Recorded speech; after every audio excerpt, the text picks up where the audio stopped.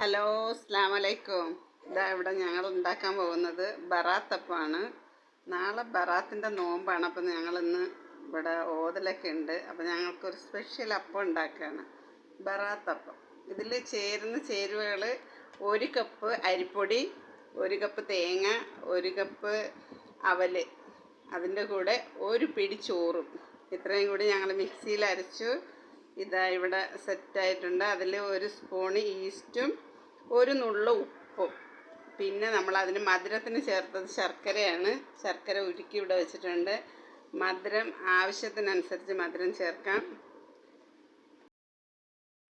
നമ്മൾ കലക്കി വെച്ചിരുന്ന മാവ് 1 മണിക്കൂർ വെച്ചിരുന്നു. ഇപ്പോൾ അതാ നല്ല പൊങ്ങി വന്നിട്ടുണ്ട് മാവ്. കൂട്ടുമാവ് റെഡി ആയിട്ടുണ്ട്. നമുക്ക് ഇനി ഉണ്ടാക്കാൻ സമയമായി. ഇതിലേക്ക് ഇനി നമുക്ക് ആവശ്യം തേങ്ങയും അണ്ടിപ്പരിപ്പും. അത് നമ്മൾ നെയ്യ് ഒഴിച്ച് വറുക്കണം. നമ്മൾ നെയ്യ് 2 സ്പൂണ് നെയ്യ് ഒഴിച്ച് അതിലേക്കിട്ട് വറുത്തുക.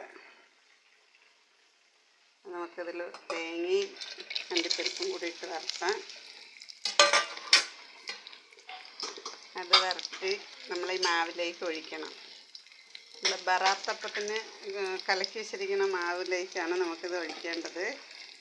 നമ്മളതിൽ 1/2 സ്പൂണ് ഏലക്കപ്പൊടി ഇട്ട് കൊടുത്തിട്ടുണ്ട്. നമ്മുടെ മാവ് നല്ല അടിപൊളിയായിട്ട് പൊങ്ങി വന്നിട്ടുണ്ട്. നമ്മളിനി അപ്പം ഉണ്ടാക്കിയിട്ട് കാണിക്കുന്നതാണ്.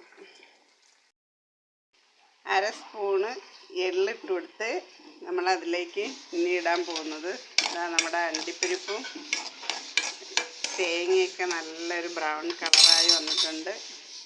അത് നമുക്കിതിലേക്ക് ഒഴിച്ചു കൊടുക്കാം. റെഡിയായി. അതിലേക്ക് മാവിലേക്ക് ഇങ്ങനെ ഒഴിച്ചെടുക്കാം. നമ്മൾ ഇഡ്ഡലി പാത്രം അടുപ്പത്ത് വെച്ചു.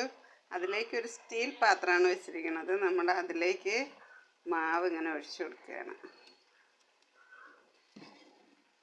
എണ്ണയോ നല്ലെണ്ണയല്ല, വെളിച്ചെണ്ണയോ നെയ്യോ പാത്രത്തിൽ ചെറുതായിട്ടൊന്ന് തേച്ച് കൊടുത്താൽ പാത്രത്തിൽ പിടിക്കില്ല. ഇത് നമ്മൾ അപ്പം ഉണ്ടാക്കാൻ വേണ്ടിയിട്ട് ഇഡ്ഡലി പാത്രത്തിലാണ് നമ്മൾ വെച്ചിരിക്കുന്നത്.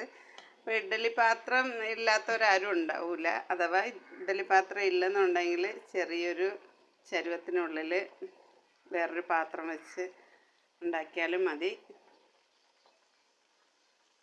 നല്ല സോഫ്റ്റ് ഉണ്ട് കേട്ടോ, നല്ല ടേസ്റ്റിയാണ്. എല്ലാവരും ട്രൈ ചെയ്ത് നോക്കണം.